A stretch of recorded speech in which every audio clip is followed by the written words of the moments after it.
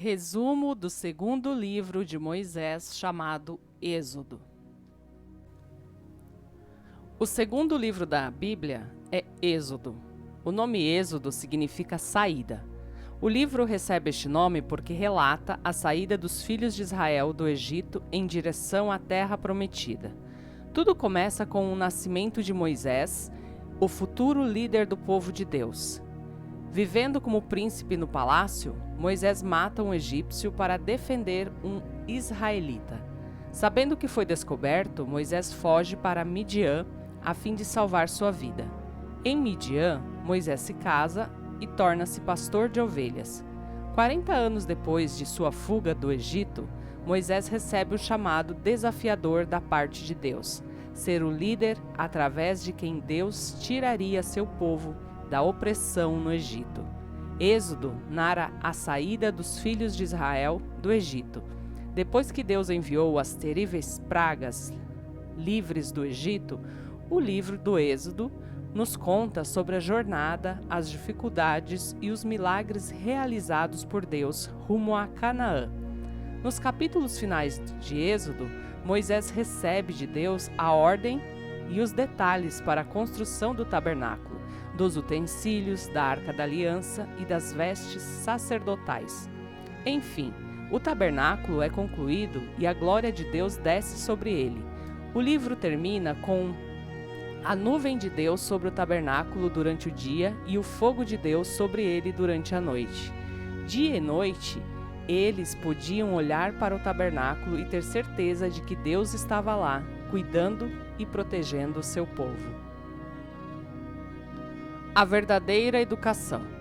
O intelecto privilegiado de Moisés havia sido enriquecido no Egito, onde recebeu de seus mestres importantes conhecimentos das diversas áreas, desde a ciência até a música, além de história, filosofia, poesia e comando militar.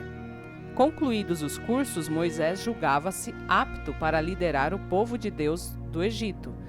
No entanto, ele ainda não estava preparado aos olhos de Deus para esta importante missão. Aos olhos de Deus, Moisés precisava ser reeducado.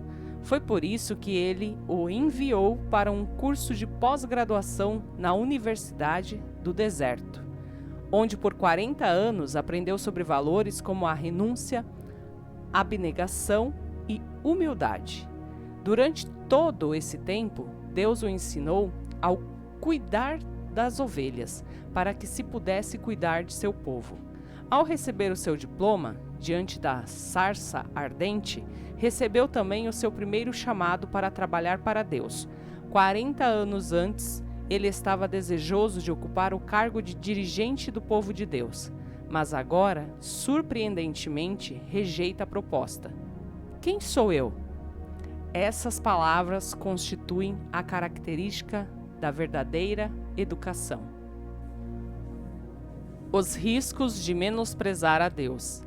As pragas que caíram sobre o Egito foram a maneira usada por Deus para revelar-se aos egípcios e mostrar-lhes que os seus deuses eram falsos e inúteis. Êxodo 12:12. Naquela mesma noite passarei pelo Egito e matarei todos os primogênitos, tanto dos homens como dos animais, e executarei juízo sobre todos os deuses do Egito. Eu sou o Senhor. Êxodo 12:12.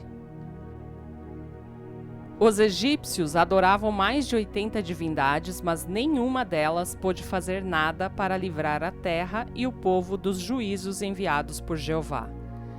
Como relutassem em aceitar Jeová como Deus, o Senhor teve que agir decididamente para ensinar-lhes essa lição. Ficou claro para todos que as calamidades que estavam presenciando eram provenientes da intervenção de Jeová na questão da escravidão do seu povo. Se eles não o aceitaram como o seu Deus, pelo menos foram obrigados a admitir a superioridade dele sobre os seus fracos e falsos deuses. É estupidez alguém aprender pela dor aquilo que Deus quer nos ensinar pela razão e pelo amor. Endurecer o coração. Repetidamente, o relato bíblico nos diz que Deus endureceu o coração do faraó. O que significa endurecer o coração? Podemos culpar o Todo-Poderoso pela insensatez do governante dos egípcios? Para entender esta expressão, primeiro precisamos considerar que Deus não tem prazer na morte do ímpio, mas no seu arrependimento a fim de que viva. Ezequiel 33:11, 1 Timóteo 2:4, 2 Pedro 3:9. Diga-lhes, juro pela minha vida, palavra do soberano, o Senhor, que não tenho prazer na morte dos ímpios, antes tenho prazer em que eles se desviem dos seus caminhos e vivam.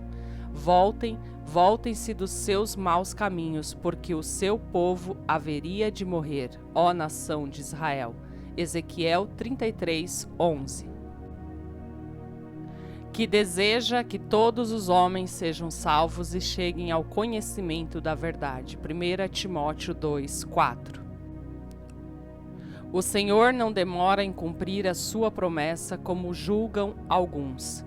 Ao contrário, Ele é paciente com vocês, não querendo que ninguém pereça, mas que todos cheguem ao arrependimento. 2 Pedro 3:9. Jesus ilustrou o amor de Deus pelo ímpio, lembrando-nos de que o Senhor faz nascer o sol tanto sobre os maus como sobre os bons. Mateus 5:45. E quer sejam bênçãos da natureza, quer da salvação, Deus não faz acepção de pessoas. Atos 10:34. Usando a ilustração de Jesus, podemos concluir que, como o sol, que pode endurecer o barro e derreter a cera ao mesmo tempo, assim o Espírito Santo, ao operar no coração humano, provoca reações e efeitos diferentes de acordo com a lei da livre consciência. Ao toque do Espírito Santo, um é levado ao arrependimento e à conversão, enquanto o outro resiste teimosamente à sua voz. A atuação divina obriga o pecador a tomar uma decisão, ou está a favor ou contra Deus. O faraó se colocou contrário, apesar das evidências e oportunidades que lhes foram dadas. Para que o mesmo não ocorra em sua vida, lembre-se diariamente do conselho de Davi: se hoje ouvirdes a sua voz, não endureçais o vosso coração. Salmos 95, 7, 8.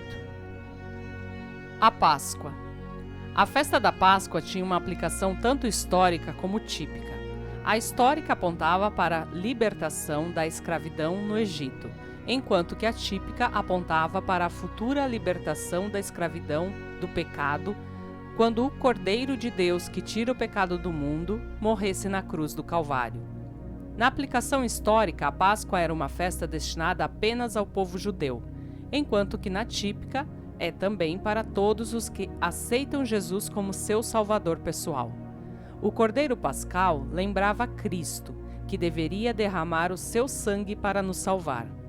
As ervas amargas lembravam a agonia do cativeiro egípcio e a angústia dos sofrimentos de Cristo na sua morte. Os lombos cobertos, os sapatos nos pés e o cajado na mão significavam o preparo para partir para a terra prometida. Quando Jesus comeu a Páscoa com seus discípulos, procurou mostrar-lhes que aquela festa teria o seu cumprimento com a sua morte na cruz. Ele era o Cordeiro Pascal e nele se cumpria a aplicação típica daquela festa que o povo judeu comemorava há 1500 anos. Ao mesmo tempo em que Jesus estava mostrando aos seus discípulos que aquela festa não precisava mais ser comemorada, ele estabelecia outra para substituí-la, a Ceia do Senhor. A Santa Ceia, assim como a Páscoa, tem dupla aplicação histórica e típica. A histórica nos lembra de que na cruz do Calvário, Jesus morreu como nosso substituto, concedendo-nos, através dela, o direito da vida eterna. Comei e bebei em memória de mim. A aplicação típica aponta para o dia quando se cumprirá o que ele prometeu. E digo-vos que desde agora não beberei do fruto da videira até aquele dia em que eu o beba de novo convosco no reino do meu Pai. Mateus 26, 29. Jesus identificou aquele dia como o de sua segunda vinda, quando disse aos seus discípulos antes de deixá-los: não se perturbe o vosso coração. Credes em Deus, crede também em mim. Na casa de meu Pai há muitas moradas. Se não fosse assim, eu vos teria dito: vou preparar-vos lugar, e se eu for e vos preparar lugar, virei outra vez, e vos levarei para mim mesmo, para que onde eu estiver, estejais vos também. João 14, do 1 ao 3. Esse dia logo vai chegar, por isso, cinge os teus lombos, calça os teus sapatos, porque a nossa redenção se aproxima. Lucas 21, 28. O pão do céu.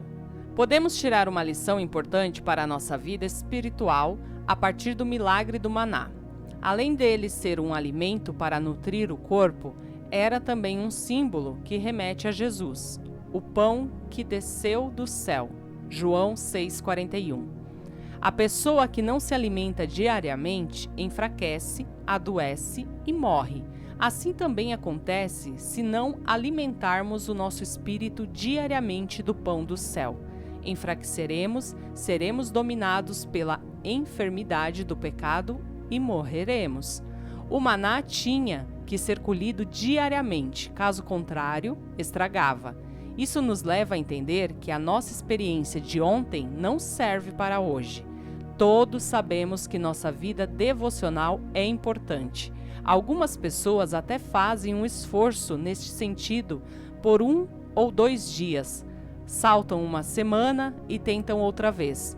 Ficam tentados e desistindo por diversas vezes até chegarem à conclusão de que não dá certo.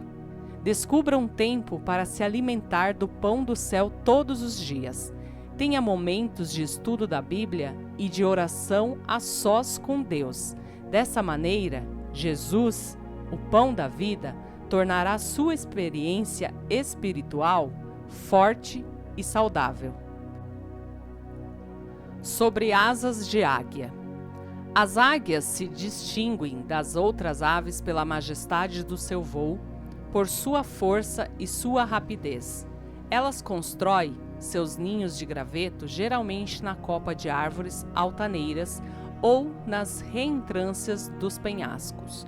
Uma fêmea põe anualmente de 1 a 4 ovos e o período de incubação é de 35 dias.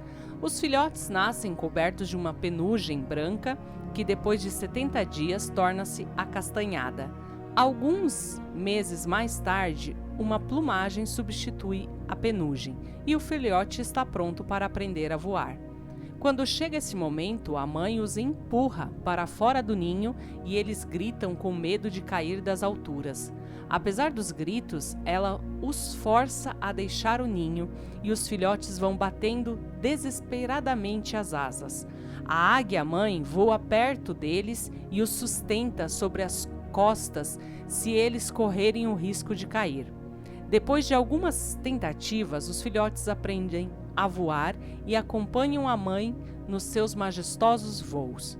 O Senhor usa esta comparação comum aos israelitas que estavam acostumados a ver essas aves para lembrá-los de que Ele os tinha tirado do Egito e desejava guiá-los em segurança para a terra prometida. Se você sente insegurança, lembre-se de que o Senhor promete amparar-lhe como a águia que protege o seu filhote. Confie no Senhor, aprenda a voar com Ele e alcance o céu, que é para lá que Ele deseja levar a todos. Vocês viram o que fiz ao Egito e como os transportei sobre asas de águia e os trouxe para junto de mim. Agora, se me obedecerem fielmente e guardarem a minha aliança, vocês serão o meu tesouro pessoal entre todas as nações. Êxodo 19, do 4 ao 5. A aliança. O entusiasmo da ocasião levou o povo a concordar de maneira sincera com a guarda das leis de Deus. Eles estavam dispostos, mas não levaram em consideração que a carne é fraca. É importante lembrar que a lei não tinha em si mesmo o poder de salvar. Pelo contrário, o seu papel era revelar o pecado e condenar o pecador. Guardar a lei não justificava ninguém. Guardar a lei não salvava ninguém. A obediência à lei não reprimia os desejos pecaminosos, tampouco refreava o pecado. A lei não tinha valor algum se permanecesse escrita em pedras ou livros. Era necessário que ela estivesse escrita no coração das pessoas. Os israelitas não entenderam isso. A nova aliança também só alcançara sucesso se a lei for cumprida por meio da fé em Cristo Jesus.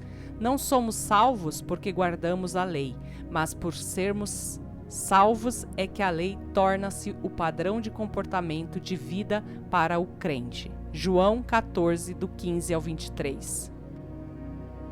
A habitação de Deus. Os 16 capítulos finais do livro de Êxodo são dedicados especialmente para descrever as instruções dadas por Deus a Moisés sobre a construção do santuário. A sua cuidadosa execução e a solene manifestação da presença divina sobre ele, revelando a aceitação da parte de Deus pela obra que lhe era dedicada. Apresentam também a instituição do sacerdócio levítico e revelam profundas verdades sobre um Deus santo e como devemos adorar e servir a Ele, de modo que nosso culto lhe seja agradável. A adoração a Deus é um privilégio que nos é concedido, pois apesar de sermos pecadores, Ele nos aceita e nos abençoa quando nosso culto lhe é dedicado com sinceridade de coração, louvor reverente e gratidão generosa. O culto que lhe prestamos deve fluir de um relacionamento pessoal com Ele. Caso este relacionamento não exista, nossa adoração não passará de mero formalismo religioso. Deus deseja habitar no meio do seu povo, mas primeiro deseja habitar em nosso coração. 1 Coríntios 3,16. Santidade ao Senhor. Esta lâmina de ouro puríssimo ficava bem visível sobre a testa do sumo sacerdote. A inscrição Santidade ao Senhor podia ser lida por todos os que olhavam para ele. Dessa maneira, aquela lâmina apontava para o objetivo supremo do culto que era oferecido a Deus.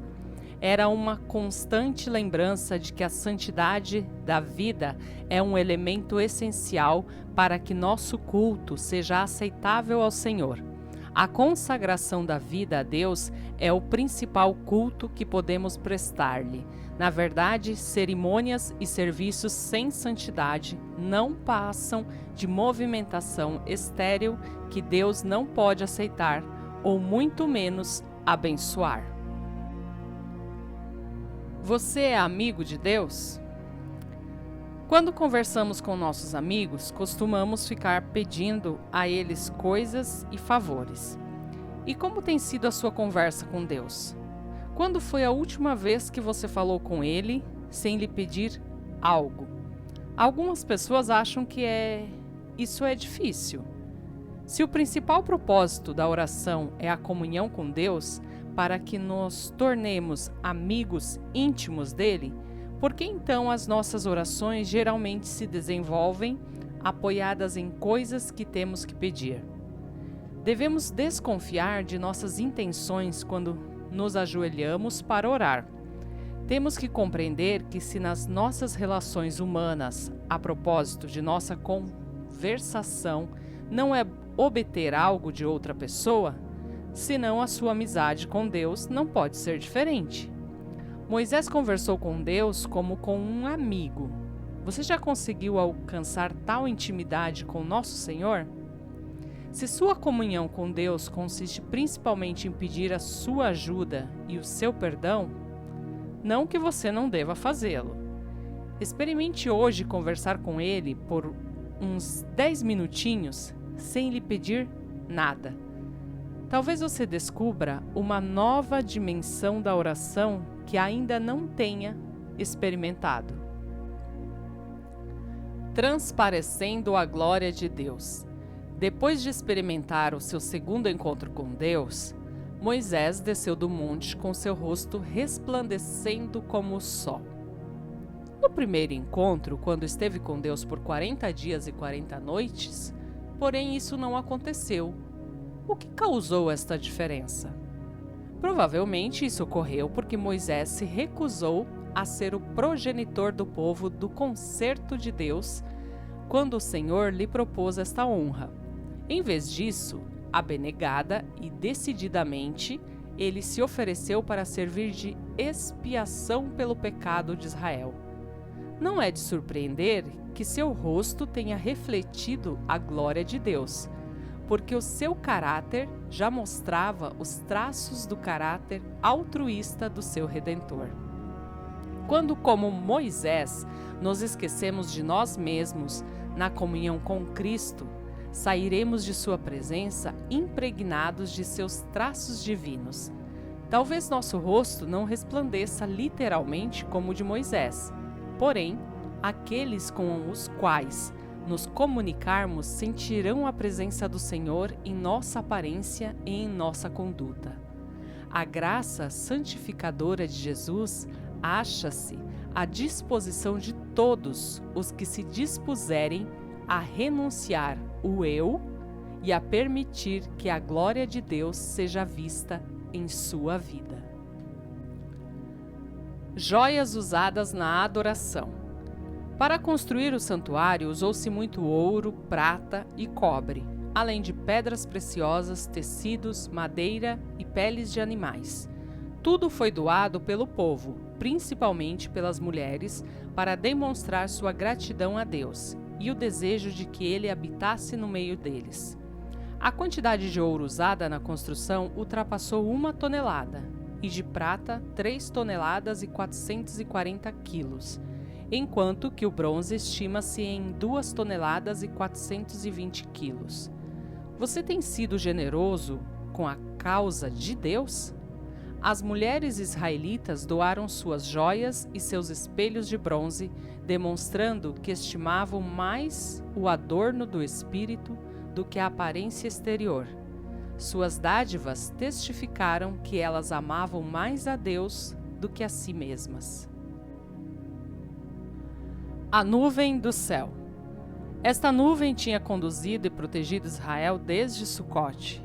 Agora, enquanto o povo observava com reverente satisfação a sagrada construção, a coluna de nuvem foi descendo lenta e majestosamente sobre o santuário até cobri-lo completamente. Este fenômeno representava a aceitação e o acolhimento da parte de Deus daquela estrutura como lugar de sua habitação entre os homens. Dessa maneira, Deus tomava posse do santuário e o povo, com profunda emoção, contemplava o sinal de que a obra de suas mãos havia sido aceita. Agora eles sabiam que o próprio Deus habitava entre eles. Um dia, o Senhor descerá outra vez a esta terra, entre nuvens de glória, para dar início a um tempo em que ele vai habitar para sempre com o seu povo. Mateus 24, 30 ao 31 e Apocalipse 21, 3. Prepare-se para o encontro com ele entre as nuvens. Então aparecerá no céu o sinal do Filho do Homem, e todas as nações da terra se levantarão e verão o Filho do Homem vindo nas nuvens do céu com poder e grande glória. E ele enviará os seus anjos com grande som de trombeta, e estes reunirão os seus eleitos dos 4 ventos, de uma a outra extremidade dos céus. Mateus 24, 30, 31. Ouvi uma forte voz que vinha do trono e dizia: agora o tabernáculo de Deus está com os homens, com os quais ele viverá. Eles serão os seus povos. O próprio Deus estará com eles e será o seu Deus. Apocalipse 21, 3. Isso só foi um resumo de toda a história que está em Êxodo. Pegue a Bíblia, pegue o seu livro sagrado, e busque mais entendimento. Leia a passagem completa de Êxodos. A paz, irmãos.